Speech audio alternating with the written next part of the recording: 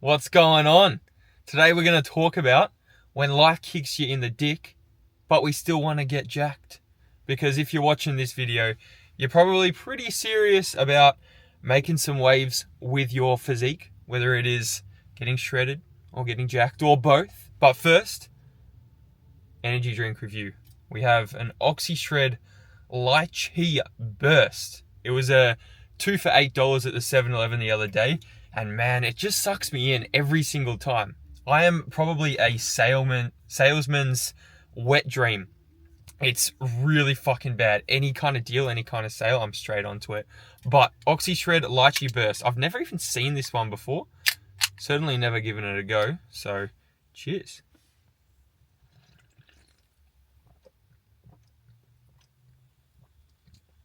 Not too shabby at all. Not too shabby at all. The OxyShreds always have that bit of a interesting aftertaste. I don't know if it's bad or it's good. Well, it's certainly not good, but I don't know if it's bad. But it's always the same, like every single OxyShred, no matter what flavor, and it kind of throws me off a bit. So that is why I like to stick to the Ghosts and the Monsters.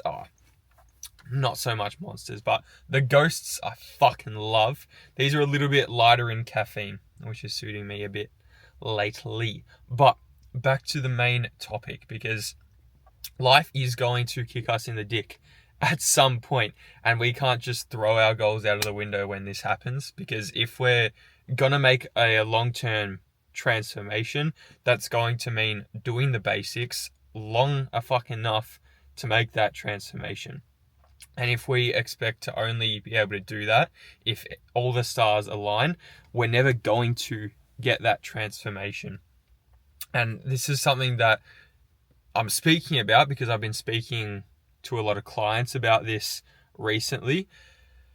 And when we kind of set things up to allow for progress in these times, that's actually where we get the best results. And it's happened for me this past year where things certainly have not aligned perfectly, but I have seen some of the best results that I've ever seen with my physique in terms of muscle growth in literally the last 6 weeks. So I had a check-in yesterday with my coach, and I'm going to put up the side-by-sides 6 weeks ago to now. That's 4 kilos difference, and like the lower back is still holding some good definition there. So I was really happy seeing that muscle growth that has come through these last 6 weeks, knowing that stress has been really fucking high, and therefore cortisol has been really goddamn high.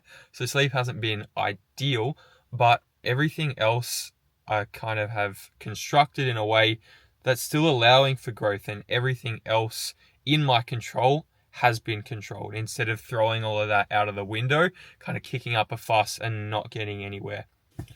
So in times when this cortisol is up and when we're really stressed, forget the scales, man. Forget the scales. They're going to be telling you some weird shit. Still, of course, worth weighing yourself, especially if you do have a coach. Say, if you are a client watching this, it's still an important piece of data, but we kind of know why it might be going up and down, fluctuating a fair bit. Don't let this cause you to go off plan because you're frustrated at what the scales are doing. Fucking forget that shit. We're grown-ass people here. We're not going to let a number on the scales affect our adherence. If we do these basics, we can still kind of tread water during this phase, either maintain or still slightly progress, instead of being like the rest of the population who's going majorly back during this period. So even if we're maintaining during this period, compared to everyone else, we're progressing, baby.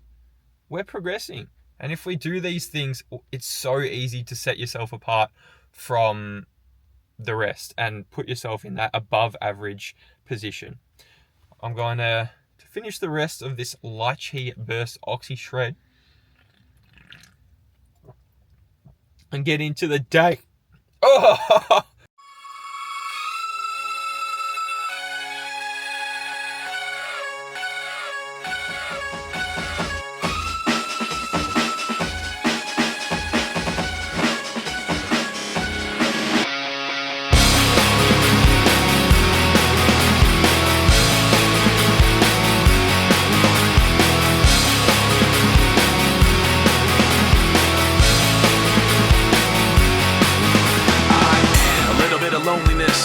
shoulder to disregard. Handful of complaints, but I can't help the fact that everyone can see these scars. I am what I want you to want, what I want you to feel. But it's like no matter what I do, I can't convince you to just believe this is real. So let go, watching you turn your back like you always do.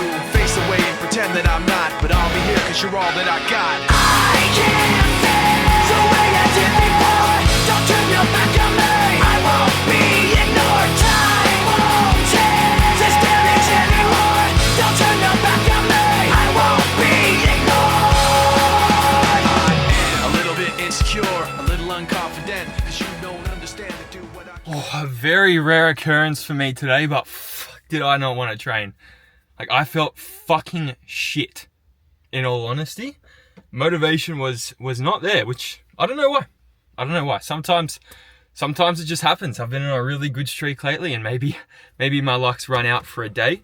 But this is where I wanted to get to with my past topic. And that is, on days like this, you still go in and you still fucking push it. Because I got a full house today. A full house. So I'll put it up on screen, but every single exercise I progressed on, and a couple exercises, like some really, really big progressions.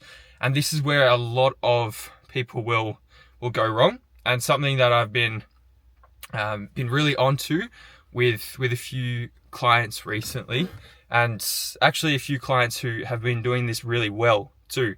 So a lot of people will have a day like this, have a session like this, and purposely on their first set do 10 less kilos, 20 less kilos, because they're not feeling it. But just because motivation is down doesn't mean the body can't progress that session or can't take that load that it took. Can't take the same load that it had, was able to lift the previous week. On these sessions, we still push it. We still hit those progressions because they're going to be there. When we want to pull back is when our body hasn't been recovering well, when we're actually sick. Like we've got the flu, we've got chills, we've got a chesty cough. That's where we want to pull back. Maybe not even train for a few days and let the body actually recover. But if motivation is just low or you're feeling a bit down one day, we fucking push, man. And we hit those progressions and we grow and we show ourselves that even though we felt wank, we can use it as an opportunity to grow stronger. And when we are feeling better, we can hit those sessions with even more goddamn intensity because we're there mentally too. Oh yeah! Always good vibes when you hit a session like that and you hit those progressions. And what I like to do in times like this, where I even want to just listen to a fucking tune and let it out, is I'll put on no music. I'll have complete silence so I can actually process my thoughts and get a bit of mental clarity when there is none. Because we might be really overwhelmed or really stressed. Even if it's a 5-minute drive, even if it's a 10-minute drive, nothing. No stimulation. Don't check your phone. Turn that shit off. Do not disturb. And you might be amazed at what kind of thoughts go through your mind, or just the mental clarity that you get at the end of it. It's like when you'll take a shower with no music, and by the end of that shower, it's like, fuck. Like a few cool things just came to mind. Lean into that, man. Lean into that and listen to your body when it's telling you it just needs a little bit of silence. Oh yeah. Just like clockwork. Post-workout meal, chicken, rice, mango mixed veg, and smoky goddamn barbecue. I'm so excited for this, but as per usual, we sit with the meal before we tuck in, especially after a workout. The stress response is highly elevated and the body's in a bit of a fight or flight state. So if we just chill out a touch, then that food right there is going to digest a heck of a lot better. And that nutrient partitioning is also going to be better, which is one of those 1%ers that may or may not improve muscle growth. But I like to chill out before my meal anyways and just sit with it, soak in those delicious smells. But enough rambling on about my food. In terms of coaching at the moment, it's really some exciting stuff going on. You know, every client's journey is goddamn exciting, but a couple of the boys are actually in their final cutting phase. So last 4 or so weeks, last month-ish, depending on, you know, how the body responds and if we need to make any adjustments. So I'll pop them up on screen where they've started from and where they are now. So Rourke and Vic, really impressive transformations from both of these boys. And if you two are watching, goddamn proud of you. Goddamn proud of you. And I'm keen to finish up the deficit and transition into the build where we stack on some goddamn size. Whole lot of fun. Whole lot of fun.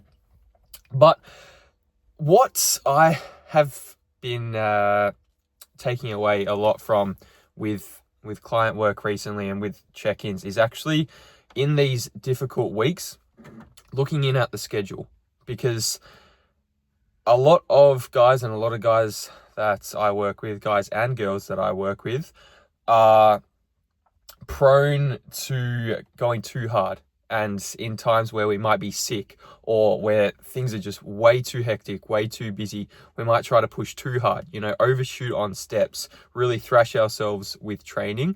And that's where we might need to pull back. So sometimes I'll actually ask to get a clearer picture of a client's schedule so we can plan out potentially if we dial back training that week, or maybe even have a deload in some weeks. And there is also other clients where we look at that schedule and we actually need to fit in some extra sessions, or we need to fit in the planned sessions because we're struggling to hit those planned sessions. So it's looking at what times and days we are going to be able to train, setting them out, setting them in stone, so it's part of the routine and part of the schedule, even when these difficult weeks come up. Even if it is just a minimum threshold that we try to hit, whether that's 2 workouts, whether that's 3 workouts per week, it's completely individual dependent, but we need to still set something that is going to be achievable in these weeks. Otherwise, we can just throw our hands in the air and go, it's too hard. But if you always are doing that, yes, it may be goddamn hard, and it may be fucking difficult, but that doesn't change the fact that it's still going to hurt your progress if you miss those sessions and if you just throw those hands up. So if we can dial in and set out what we're going to do that week to still progress, bang, that's exactly what we will do. So that's kind of where in check-ins we'll set out those clear targets for the week ahead to be hit, and we'll hit those targets. But for me, I'm gonna rip into this meal. I'm so G'd for it, man. And that's pretty much it for this video. So apologies that the video was just all in the car pretty much, but I had a lot that I wanted to say, and I don't mind filming in the car. It's nice and simple, you know, there's not too much going on in the background, and eating in the car is weird as fuck. I know, I'm probably not going to eat this meal in the car. I just wanted to get it up on screen because, like, look how aesthetic that damn thing is. All right, have a sick rest of your day. Go put a smile on your face. Go put a smile on someone else's face. Be a good motherfucker, and we'll chat soon.